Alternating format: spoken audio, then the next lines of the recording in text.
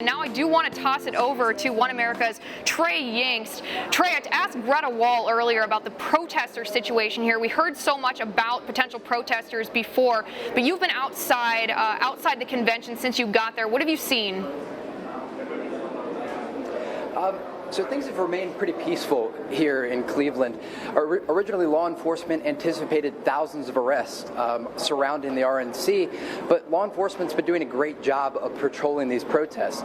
So, there'll be a few hundred people out marching, demonstrating, exercising their First Amendment rights, but the Cleveland Police Department is using a unique tactic of having bike patrol actually flank on both sides of the protest. And what this does is it allows people to take over the streets. It allows them to voice their opinions for a certain period of time that law enforcement has kind of worked out with the protest groups through a permit situation, and then ultimately everything's able to end peacefully, and we've seen that work really well here in Cleveland.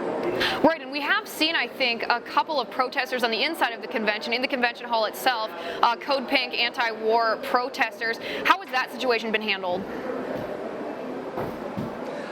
It's been handled pretty well, I think, by law enforcement. They anticipated some of this happening. One of the organizations, Code Pink, is kind of known for interrupting Republican speeches across the country. But we saw one protester who was kind of dragged out the other day, and I saw her outside being talked to by law enforcement, and they just said, hey, it's kind of disrespectful to interrupt someone while they're speaking. Could you please not do that again? They didn't make a big deal out of it because ultimately it was something that was sort of expected. At any political arena, you're going to have people that agree and disagree with the message of a certain candidate, but ultimately it's been pretty peaceful here. I think we've only seen about 17 arrests so far. Trey, let me ask you about this. Before the convention, before the GOP convention, there was a hacker that accessed information on the DNC's servers, and that hacker revealed a plan by the DNC to do pseudo-protest, if you will, a little propaganda game outside the convention. Have we seen any of that?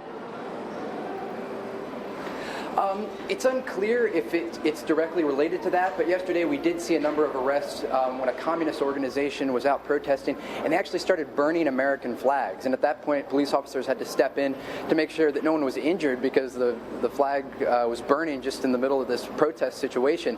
And ultimately, we did see a few arrests from that.